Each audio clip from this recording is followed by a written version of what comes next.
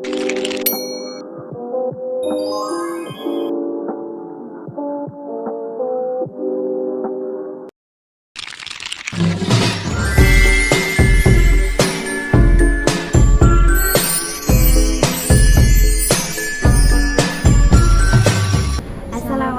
warahmatullahi wabarakatuh.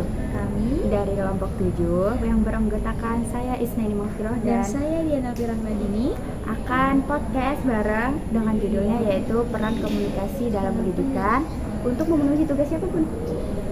Miss Rega pada mata kuliah Komunikasi pendidikan. Ayo kita mulai aja. Jadi yang pertama yang mau kita bahas itu tentang pentingnya komunikasi dalam pendidikan ini.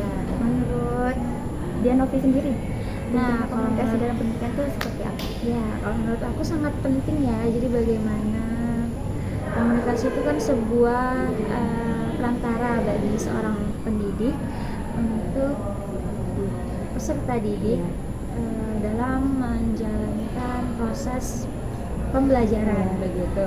Jadi kalau peserta didik paham terhadap apa yang gurunya sampaikan, dia akan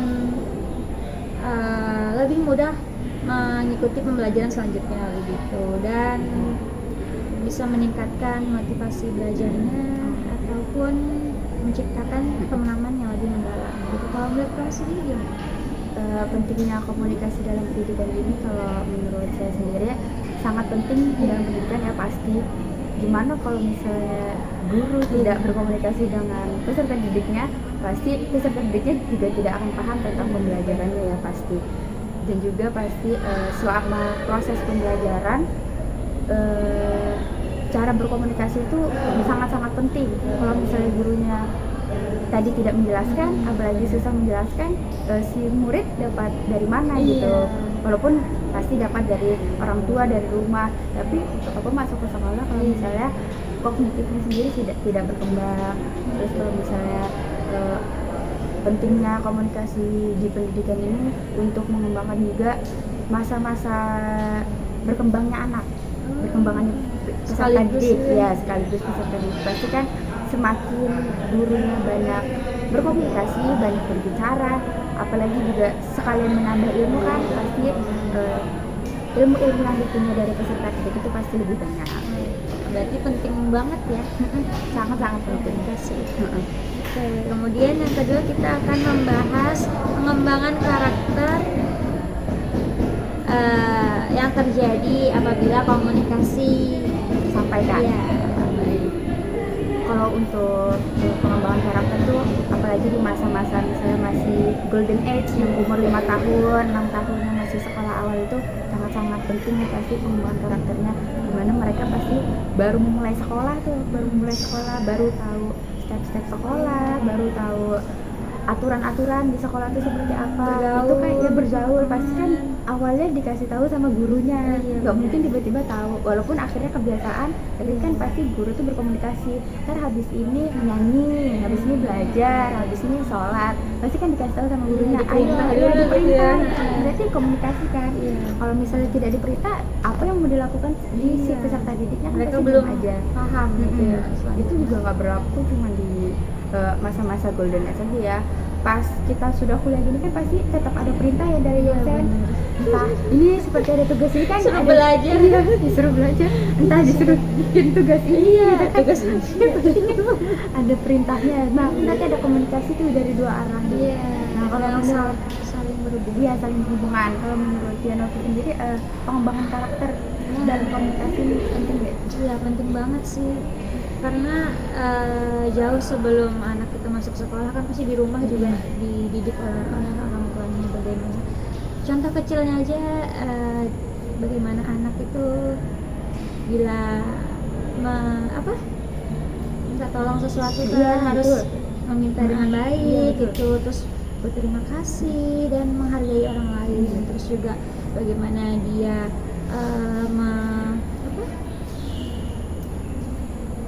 meluapkan apa yang dia rasakan gitu. Jadi sangat disayangkan jika komunikasinya jelek ataupun kurang, nanti dia bakal mendam apa yang dia rasain, jadi kurang berkembang ya. Kalau anaknya bakal kurang ya, bisa jadi tertutup lagi nanti. Kemudian kita akan membahas apa lagi nih? selanjutnya itu peran komunikasi dalam meningkatkan kualitas pendidikan. Nah, peran komunikasi dalam meningkatkan kualitas pendidikan itu kan pasti apabila komunikasi dari gurunya bagus, pasti kan bakal meningkatkan kualitas pendidikan baik dari sekolahnya sendiri dan juga pendidikan untuk si anaknya sendiri. Entah karena komunikasinya bagus dan juga pemahaman si anaknya bagus, nanti kan dia bisa ikut lomba. Iya, meningkat gitu Iya, ya. bakal meningkat gitu. Antara si pendidikannya yang bakal nanti mendapat penghargaan karena siswanya banyak mendapat penghargaan kan Iya, pasti benar. pasti kan sekolahnya juga dapat banyak penghargaan tuh. Iya. Nah, nanti kan si anak juga pasti dapat banyak penghargaan. Kan pasti ada komunikasi antara peserta didik dan juga gurunya kan. Pasti banyak omongan-omongan gitu ya dari Karena ada guru, masukan juga kan. dari guru, dari kepala sekolah itu kan pasti ada kayak dorongan, ayo semangat, itu kan jadi masuk komunikasi kan. Karena mereka lebih tahu potensi peserta didik bagaimana. Iya. Nah, kalau untuk ini apa tadi kualitas pendidikan? Iya, Untuk kualitas meningkatkan pendidikan tentu ada hubungannya kan, sangat berhubungan sekali karena komunikasi ini. Oh iya, mungkin dengan kualitas pendidikan yang meningkat dari komunikasi kan pasti anak itu lebih percaya diri bagaimana dia mempresentasikan kerja kelompoknya ataupun berperan aktif dalam sekolah. Itu pasti terlihat sekali bagaimana anak yang baik komunikasinya dengan yang kurang. Selanjutnya nih bahas peran orang tua dalam komunikasi. Nah, setelah dari tadi tuh memang judul besarnya peran komunikasi dalam pendidikan, pasti kan ada peran orang tuanya tuh ikut untuk mensukseskan pendidikannya si anak. Nah, menurut Dianovi sendiri dari orang tua nih peran komunikasinya untuk pendidikannya itu gimana? Sangat berperan sekali ya, karena kan waktu di sekolah itu tidak seberapa dibanding dengan waktu di rumah gitu. Bagaimanapun sesibuk apapun orang tua pasti harus juga mengajarkan bagaimana anak tersebut agar baik dalam berkomunikasi. Kalau menurut saya sendiri sangat-sangat berperan dan sangat-sangat penting ya, apalagi dalam proses pendidikan.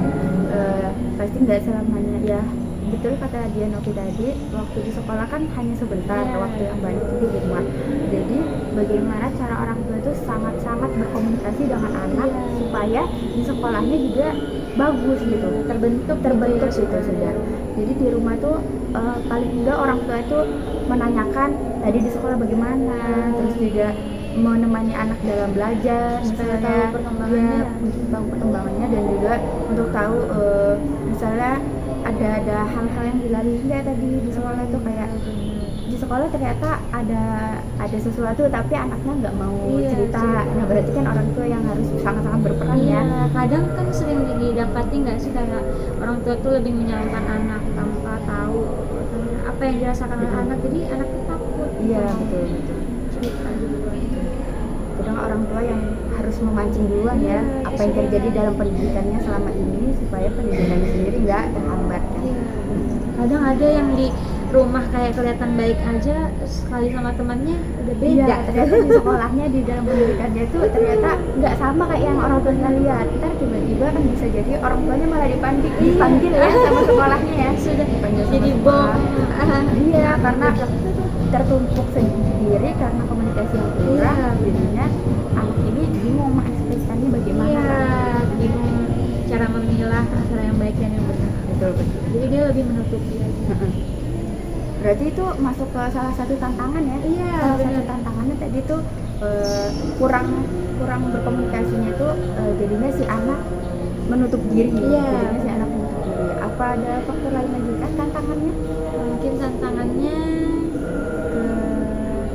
Ini kebanyakan karena banyak gaya belajar anak ini kan gitu, jadi kan banyak ya, ada yang visual, audio visual dan juga kinestetik. Jadi itu termasuk tantangan karena gurunya tuh juga jadi harus bingung kan pasti menyesuaikannya gimana, maka karena anaknya banyak harus kayak apa gitu kan. Nah, pasti ada ntar ada sebagian anak yang visual, ada sebagian anak yang audio visual dan juga kinestetik. Pasti guru juga harus menyesuaikan dan juga harus menggali-gali lagi cara mengajar yang tepat gitu Iya, ya. mungkin dengan metode belajar yang bervariasi, menggunakan teknologi ya untuk menunjang itu semua. Berarti harus PR banget menyediakan sih. semuanya ya, lumayan PR untuk guru supaya komunikasinya tersampaikan Iya. ya. Karena pasti dalam satu kelas gaya belajarnya juga nggak sama, pasti Iya, bervariasi. berbeda-beda.